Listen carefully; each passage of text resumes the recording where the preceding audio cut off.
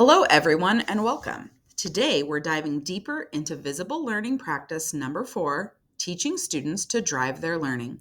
In this session, our focus is on how learners select tools to guide their learning, monitor their progress, and adjust their learning. Our learning intention is clear. We're learning to empower students to drive their learning. And how will we know that we've got it? Here's our success criteria. We can develop students' ability to select tools that guide their learning, and we can also develop students' ability to monitor their progress and adjust their learning. Let's explore what it takes to move students into driving. Effect size is a measure of how much of an educational strategy impacts student learning.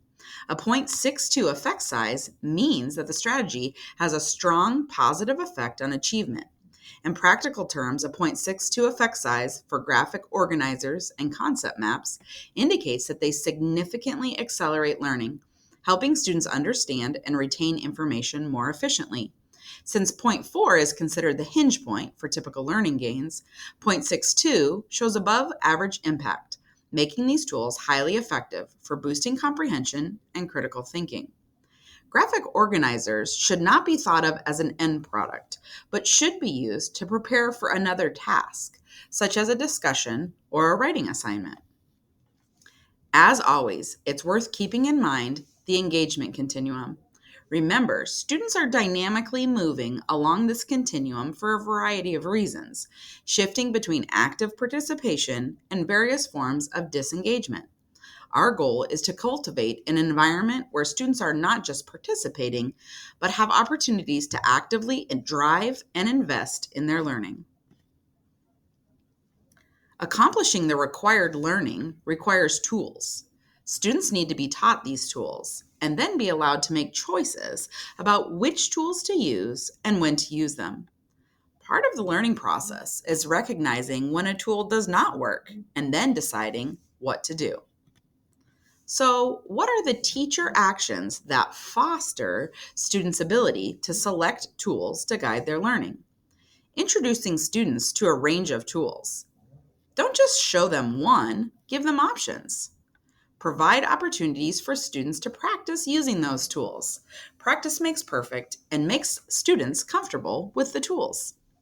Structuring learning tasks so the students can make choices about what tools to use. This is where the empowerment comes in. Let students choose what works for them. Asking students to reflect on the effectiveness of their strategy or tool. This metacognitive step is crucial for developing self-awareness in the learning process. Now let's look at the flip side. There are also teacher actions that derail students' ability to select tools to guide their learning. These include asking students to choose a tool without introducing or modeling how to use that tool. You wouldn't ask someone to drive a car without giving them a lesson first. Pre-select the tools for students. This takes away students' agency and opportunity for choice, providing little opportunity for students to use tools or strategies that have been introduced. Students need consistent chances to apply what they have learned. Skipping the time to reflect on the process and strategies and tools that students have chosen. Without reflection, the learning isn't fully integrated. And lastly, discouraging mistakes in the tool process. Mistakes are learning opportunities. We want to foster a safe environment for experimentation. With appropriate tools, students can monitor their progress and note when they are on track and need to make adjustments or take actions to improve their learning. Without such tools, students are dependent on their teacher to inform them that they are or are not progressing in their learning journey. Dependency on the teacher harms learning. Remembering that a visible learning effect size is a number that shows how much a student learning is boosted, point 4 being the magic number, meaning 1 year of growth in 1 year. 0.49 effect size for practice tests is great. It's above average, showing that giving students tests to practice really works. It helps them grow faster than the norm. Keep those practice tests coming. A negative 0.24 effect size for teacher-student dependency means that actually hurts learning. When students rely too much on their teacher and don't build independence, their growth slows down. It's a reminder to encourage confident, capable learners who can think and solve problems on their own. The bottom line is that we need to support students with smart strategies like practice tests and help them fly solo when they're ready. That's how learning soars.